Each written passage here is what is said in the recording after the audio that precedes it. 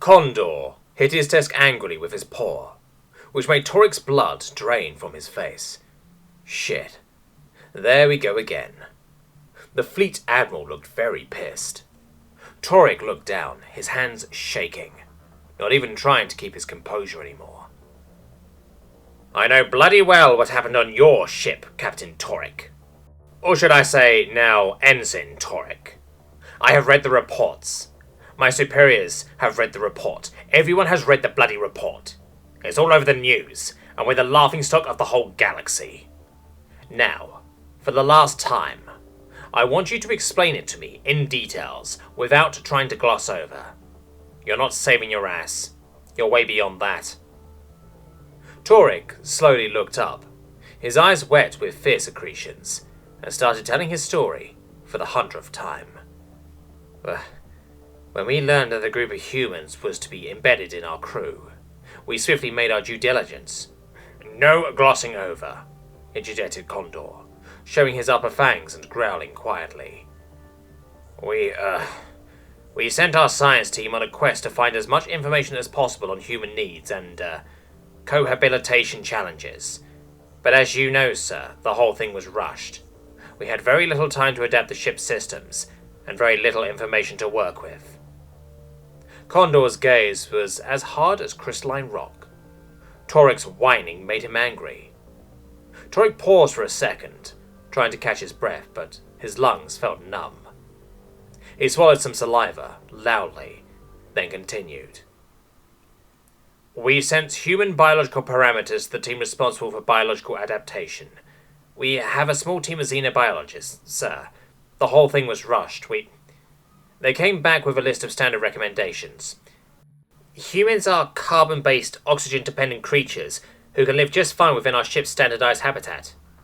They require just 20% oxygen for their gaseous exchanges, and they have very little tolerance for CO2. They can live with higher oxygen levels, so we left the atmospheric controls unchanged, and added just a little bit of water vapor to... Condor's face twisted into a sardonic smile.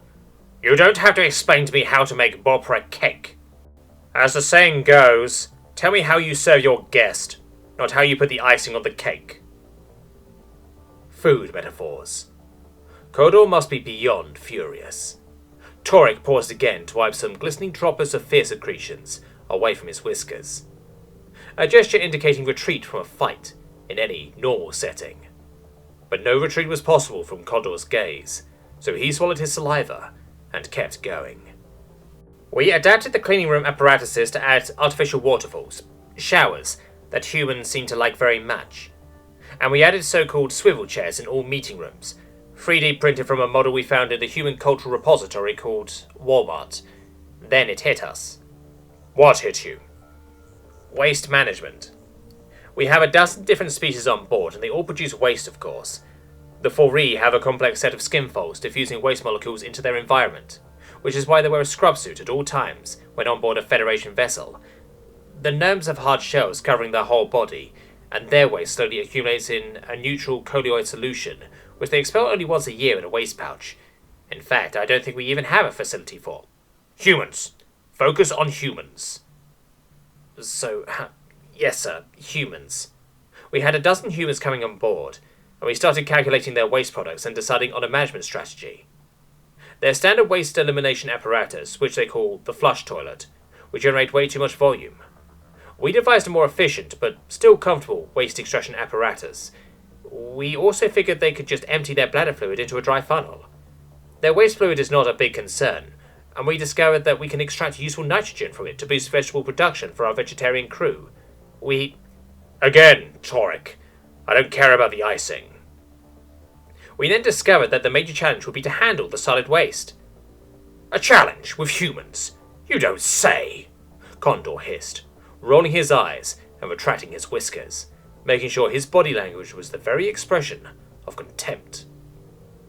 Torik sighed discreetly and continued. Humans produce quite a lot of solid waste, 10 times more waste than any other species we have on board, in fact. They seem to produce a never-ending string of solid waste packages, and they have to go quite often to the disposal unit, at least once per human cycle, we were told. Some humans even use this time to read the news or play networked video games while sitting on the disposal unit, which is something nobody in their right mind would ever consider doing. You know how we, for instance, take waste disposal very seriously, sir. Don't they have any pride? This is appalling. Some of them spent quite a lot of time doing that. One of the humans was even singing popular music at times.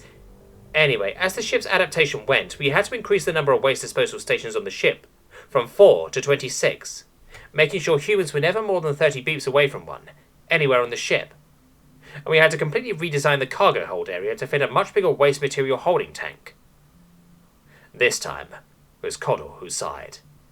Keep going. We thought we had everything right. The lighting had been adapted to please the human senses since they have quasi-nocturnal vision and tolerate less lighting than most species. The crew had been given the standardized nanovaccines against other species' pathogens, and we had the real-time translator set up in no time. Then, 1 week into our voyage, Torek stopped and looked down, trying to find his words. One of our engineers came back to the bridge with a puzzling report. The waste tank pressure was higher than projected. We ran some tests but found that the solid matter level was within normal range considering all parameters. But still, pressure was climbing. Kodor frowned, then pulled his tablet, swiped a few times and checked a report. Yes, I have your engineer's report here. The pressure build-up was linear, and it had started on day 1, but your waste management engineers chose not to report it. Torek ignored Kodor's comment and continued with his report. On day 20, the tank was only 10% full according to solid waste level sensors, but pressure had reached critical levels. One of our engineers, Topak, suggested that the pressure sensor, which is a single sensor with no redundancy, must be faulty. We agreed to turn off the sensor and have the whole waste tank replaced at our next stop, except that we didn't make it that far. The waste tank exploded. The waste tank bloody exploded, repeated Kodor. And why is that so, Torek? Can you explain it to me as if I was a pup out of his egg sack? We didn't know at the time, but human solid waste is active. Humans are a highly symbiotic species with a complex internal ecosystem. They're literally full of bacteria. They're walking cesspools. Torek stopped, wondering if his last comments had been too harsh, but Kodor let him continue. When the tank ruptured, the whole cargo area and the 3 lower decks were contaminated with solid particles. Toxic methane gas flowed into the atmospheric control room, destroying the delicate gas exchange membranes. We nearly had to abandon ship, but then the whole crew managed to gather into the emergency chambers, where an autonomous life support system kept them alive until help arrived. We were then ferried to a quarantine facility on Sirius 3, while a special team in hazmat suits decontaminated the ship. Tell me, Torek, do you understand why exactly the tank ruptured? Do you know what you could have done to prevent this? Torek opened his mouth, then closed it, then opened it again. I now know what happened. Human engineers explained to us that human solid waste is not only active, but it also acts as a bioreactor. I won't go into the technical details because, quite frankly, I'm not sure I understood everything. But there are complex biochemical reactions resulting in the emission of large amounts of methane gas. Combined with other species' waste products which are rich in carbohydrates, the human waste bioreactor went into overdrive. This is what ruptured the waste tank on the ship. Now, what could we have done better? At the time we had no idea, and I had not received the memo. You had received the memo, Torek. You just didn't read it.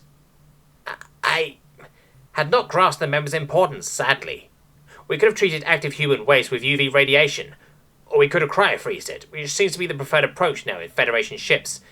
Using a separate tank, we could have then transferred the waste products to the nearest human colony, where it would have been recycled as fertilizer.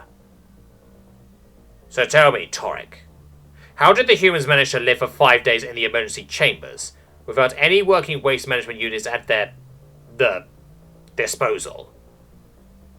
One of them was an engineer. He immediately started designing a small, simple waste containment unit, which was then 3D printed within the hour. The 12 humans used it for 5 days, and sometimes there was quite the lineup. Some made jokes about a learning process for their pups they call potty training. These crafty humans stored their waste into small bags with zippers, which they shoved into a food freezer. And what did they call this improvised waste management unit, Torek? A porta potty, sir.